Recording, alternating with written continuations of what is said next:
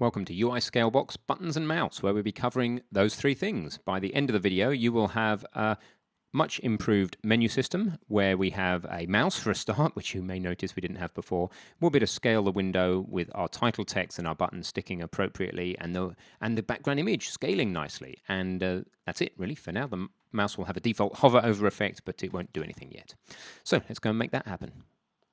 So the first thing you may notice is I've slightly changed my Windows screen scaling so that when I hit the play button here inside the main menu blueprint, I actually get a preview window that doesn't overspill my screen. So everything will be a little bit smaller for you for the next few videos.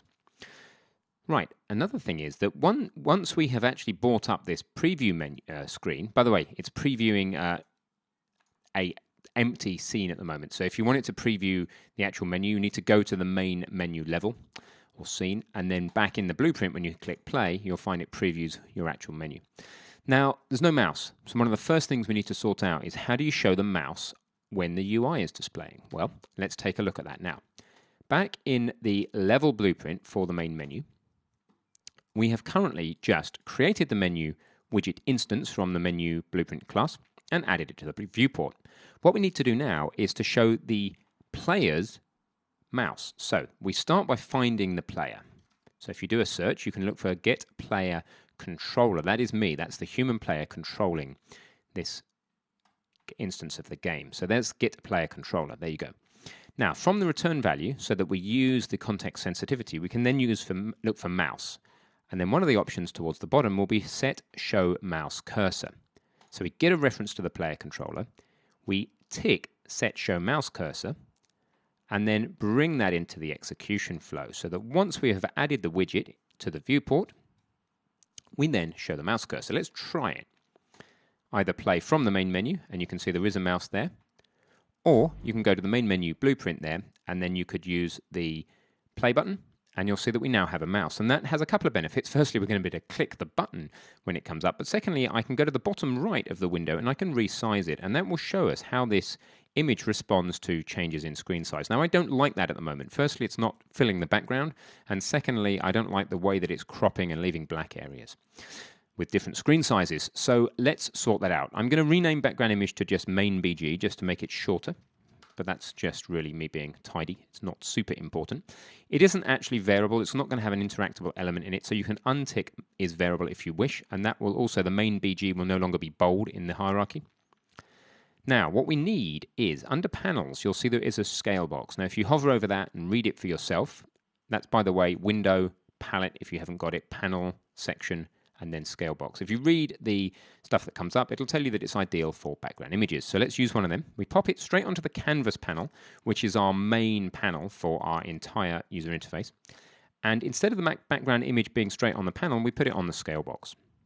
Now let's see the effect that has. Firstly, we want this scale box anchors to be this selection at the bottom right so that it covers the entire background. And then we want no offsets either. So let's remove those offsets, and that sets it to cover most of the screen like that. But most of the screen's not good enough. We want all of the screen, so select 0, 0, so that all of the offsets are 0, 0, 0. That way, the scale box is covering the entire UI canvas, and that is going to be what we're looking for. So let's see how this behaves now. So far, similarly, and that's because the scaling type isn't what we're after. So if you click on Scale Box, and you look under the stretching settings, under Details, and then there is Scale to Fit, but also Scale to Fill. I took a while finding this recently because they look almost identical. It's only a couple of letters different, right? So try Scale to Fill. Let's have a look at that now as a preview. Ah, that's nice. So look, as we go up, it takes a bit of the top and bottom of the image off, and left and right, that works as well. Now, for a small array of different screen shapes like I'm going through now, this is working fine. And this also is important when you choose your image, that you have some what a designer would call quiet zones around the left, right, top and bottom of the image. Bits of the image that it doesn't matter too much if you lose. The screen can come in a little bit like that, it can go out, and the image still looks okay. Cool. So now that we've got our scaling set up properly, let's go ahead and show you how to add text and buttons. I'm not actually going to add them yet. I'm going to challenge you to do that. But the things that you're looking for to finish this initial version of the UI off is number one, text. You can drag the text into or straight onto the canvas panel. It is not inside the scale box into this. The scale box is purely for the background image. We could call it BG scale, for instance.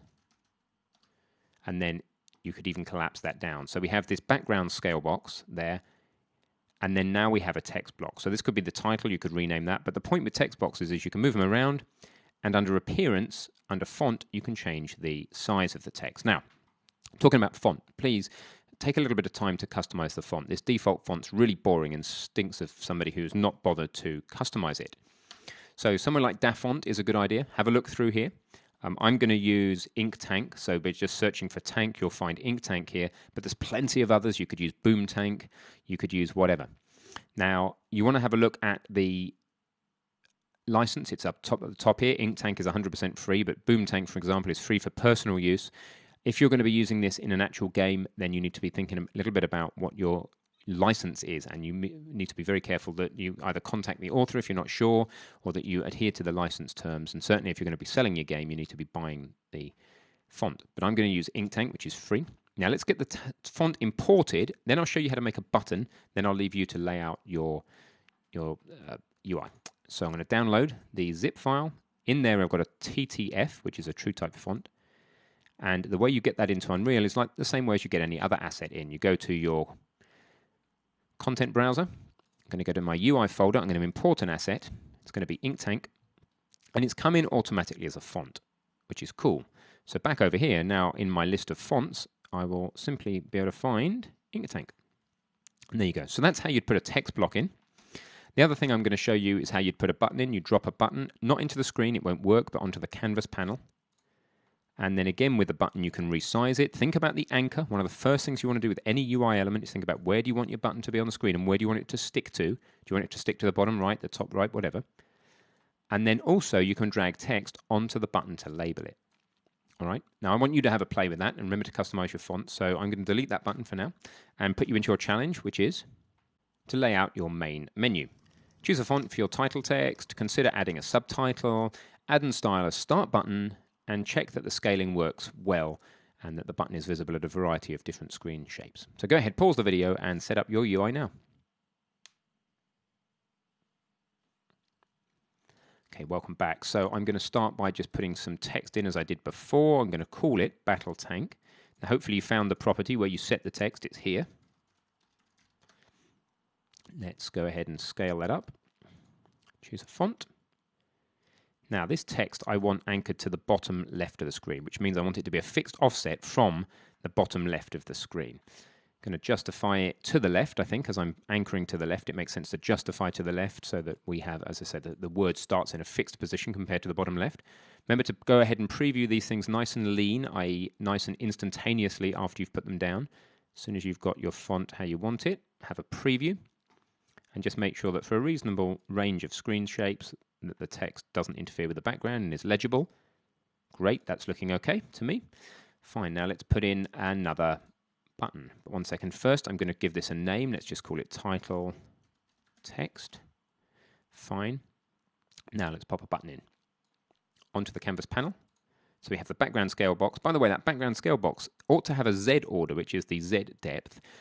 It says higher numbers appear on top. So let's give it a value of -99, just to indicate this is going to be way in the background. Anything less than 0 is fine. I'm just going to use -99. We just want to make sure that we explicitly tell the system that that background renders behind this text, which has a Z order of 0. All right. Otherwise, there's a chance that it won't render in the right place and the text will be obscured. Same with the button. I'm going to leave the button as 0. The reason I'm choosing 99 for the background image is because then anything else you put in comes with a default Z order of 0, and then we don't need to worry about it. It's something we don't need to change every time. So let's have a button down the bottom left here. Now, immediately that you put an UI element in, think about where its anchors should be. The buttons are going to be anchored to the bottom right. There's that. Okay, now it's going to be called Start Button. Let's just call it Start Button. It is variable. This variable button, if you untick that, you won't get any events and we won't be able to deal with on-click. So leave that variable, and it's bold in the hierarchy. It just means it's an interactable element. Now let's add on text and drop it on the Start button. Just going to call it Start Text. And let's change the text to the word Start. in capitals, I think is nice and easy to read. Let's zoom in so we can see it. Rescale a little bit. Start. Just change the font to be consistent. There you go. That's fine. Now, if you're finding that you don't like the alignment of this thing, it is possible to play around with the padding. For instance, I could probably do with some more top padding here. Go to 4 or 5 pixels of top padding, or 6 even. Might just bring the word start down a little bit, make it look a little bit more sensible. Something like that. And there you go. We now have a start button. Let's check the scaling, and then we are done for this video.